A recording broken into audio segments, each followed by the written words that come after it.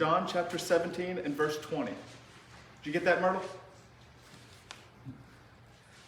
This is what he says. I do not pray for these alone, but also for those who will believe in me through their word. Okay, so I probably need to stop for just a second.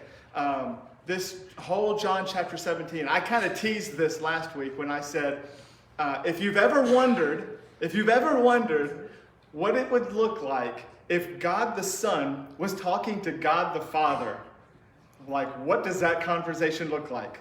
You know, like how does that look? John 17 is the answer to your question, okay? This is Jesus talking to the Father. He is, in the very next chapter, he's about to be, and this is how he starts his prayer. You can read the whole thing for yourself later, but he starts it off and he's praying for himself, okay? The hour of his death is about to come, and he wants to be able to do this when it's all said and done. He wants to be able to say this, that I completely was dependent on the Father and the Spirit for my words and actions as I go through the most difficult point in my life.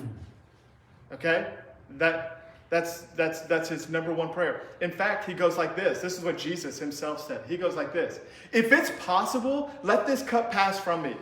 In fact, this is essentially what he's saying. God, if it's possible, if there's any other way that salvation can be attained except for my death and what I'm having to go through, if there's any other way, then let this cup pass from me and we'll do it that way. But Jesus ultimately comes down to the decision of, he goes like this, but not my will, but yours be done. So essentially at the end of this prayer, Jesus goes like this. There's no other way of salvation. There's no other way of redemption. There's no other way. And you can take that as far as you need to take it. And because what I am saying and what Jesus is saying in that moment is, when Jesus said, I am the way, the truth, and the life, no one comes to the Father but by me.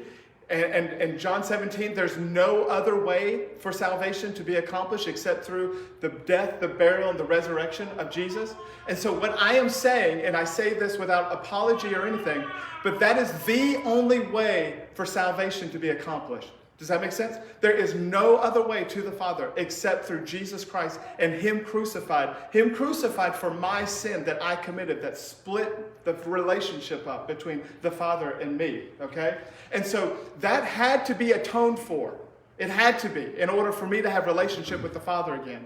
And so Jesus goes like this, I will pay the penalty. My blood will wash away the sin that has kept us from the Father. Okay? And now he says faith and trust and believing in what he has done for us, okay, is the only way of salvation.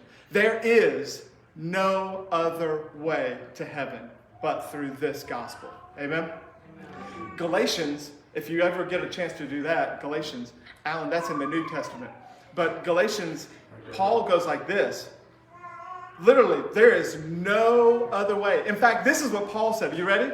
He goes, I don't care if an angel comes down from heaven and tells you a different gospel, don't believe him. All right? This is what he said. He goes, the gospel that I got it straight, literally from Christ himself. You with me? So no matter how beautiful that other message sounds, no matter how wonderful it is presented, I don't care if an angel or Billy Graham comes down and preaches a different message, Paul says, don't believe him. What I told you is what Jesus himself literally told me.